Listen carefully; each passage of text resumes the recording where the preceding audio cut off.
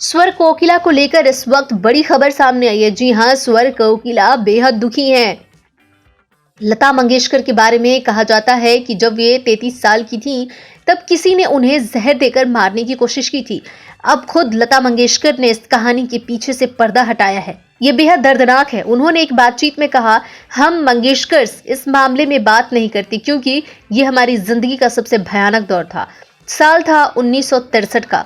मुझे इतनी कमजोरी महसूस होने लगी कि मैं बेड से भी मुश्किल से उठ पाती थी। हालात ये हो गए कि मैं अपने दम पर चल भी नहीं सकती थी। बॉलीवुड में अब इस बात को लेकर काफी हंगामा हुआ। लता जी से पूछा गया कि क्या यह सच है कि डॉक्टर्स ने उन्हें कह दिया था कि वे फिर कभी नहीं उठ पाएंगी। तो जवाब में उन्होंने कहा, ये सही नहीं है, ये मेरे धीमे जहर के इर्द गिर्द बुनी गई एक काल्पनिक कहानी है। डॉक्टर ने मुझे नहीं कहा था कि मैं कभी नहीं गा पाऊंगी। मुझे ठीक करने वाले हमारे फैमिली डॉक्टर आरपी कपूर ने तो मुझसे ये तक कहा था कि मुझे खड़ी करके ही वो रहेंगे। लेकिन मैं साफ कह देना चाहती हूँ कि पिछले कुछ सालों में ये गलतफहमी हुई है। मैंने अपनी आवाज़ नहीं खोई थी। 3 महीने तक बेड पर पड़ी रही थी। मुझे वीकनेस बहुत ही ज़्यादा हो रही थी। मैं चल नहीं पा रही थी, जो धीरे धीरे ठीक हुआ। लता जी की माने तो डॉक्टर कपूर के इलाज के बाद वे धीरे धीरे आ गई पटरी पर। वे कहती हैं कि इस बात की पुष्टि हो चुकी थी कि मुझे धीमा जहर दिया गया था। डॉक्टर कपूर का ट्रीटमेंट और मेरा दृढ़ संकल्प मुझे वापस ले आया। 3 महीने तक बेड पर रहने के बाद मैं फिर से रिकॉर्ड करने लायक हो गई।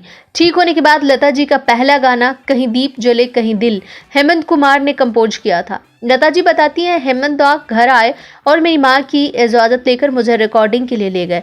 उन्होंने माँ से वादा किया कि किसी भी तरह के तनाव के लक्षण दिखने के बाद वे तुरंत मुझे घर वापस ले आएंगे। किस्मत से रिकॉर्डिंग अच्छे से हो गई। मैंने अपनी आवाज़ नहीं खोई थी। लता जी के इस गाने ने फिल्म फेयर अवार्ड जीता था। लता मंगेशकर की माने तो उनके रिकवरी में मजरूल सुल्तानपुरी की अहम भूमिका थी। वे बताती हैं कि मजरूल साहब हर शाम घर आते और मेरे बगल में बैठकर कविताएं सुनाकर मेरा दिल बहलाया करते। वे दिन रात व्यस्त रहते थे और उन्होंने मुश्किल से सोने के लिए कुछ वक्त निकाला था, लेकिन मेरी बीमारी के दौरान वे हर दिन आते थे।